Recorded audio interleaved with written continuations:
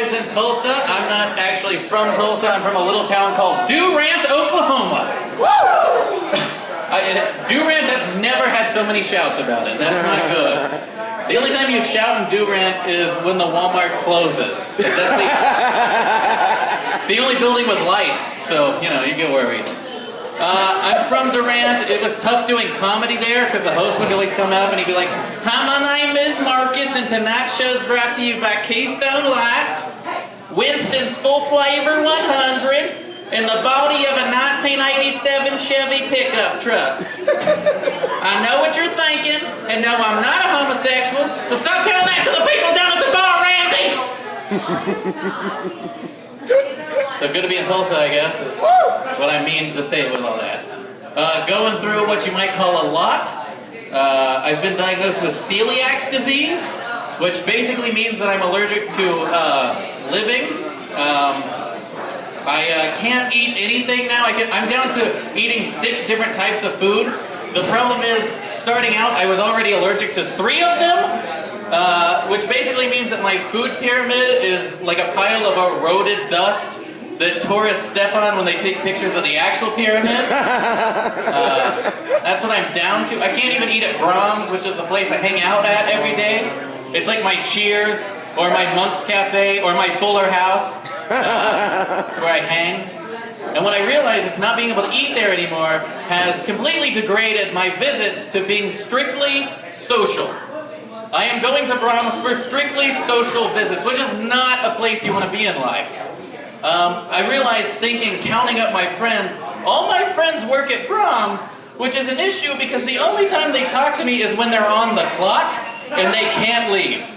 Like basically I just show up and throw jokes at them. It's kind of like entertaining the troops at this point, because they can't leave. I've seen many sprained wrists from scooping ice cream cones. When the chili gets too hot, everybody drops to the floor. It's very much the same in my head. I can no longer... okay, I always made jokes about people that had to eat gluten-free. Like, gluten-free, more like you're a pussy, really burning them good, but the problem is, making fun of them for being gluten-free. I guess the curse was that now I have to eat that way. So now I'm only writing jokes about people that have sex. So, fingers crossed. Fingers crossed. Yeah. I recently was talking to a girl, so that's an upgrade from normal. And she was like, "Hey Landry, you want to take this to the next level?" And I was like, "I would love to take this to the next level." And she was like, "That's what I thought.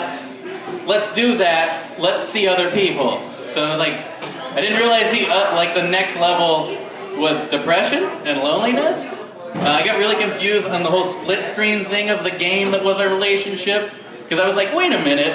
Shouldn't I be worried about player 3 down here? And she was like, don't even look at him. And I was like, alright, what about player 4? And now it's just one giant screen of crying. So that's the new game I'm playing. Gotta blow out that cartridge to get it to work, I guess. What year is this? Yeah. So I'm kind of in that, but here's the one thing. We recently kind of talked again, and it kind of was like things were getting back to normal. And she was doing that cute thing where you emphasize different words of a sentence so it means different things.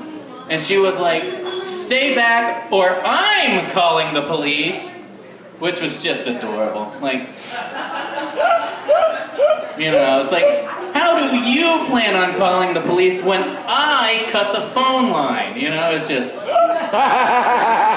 we're real cute like that.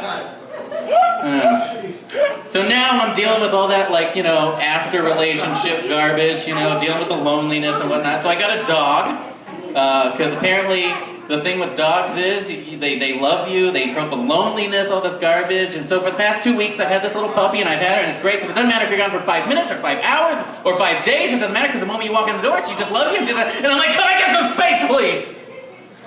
Because I realized by getting this dog, all I've done is re-enter the relationship I just got out of.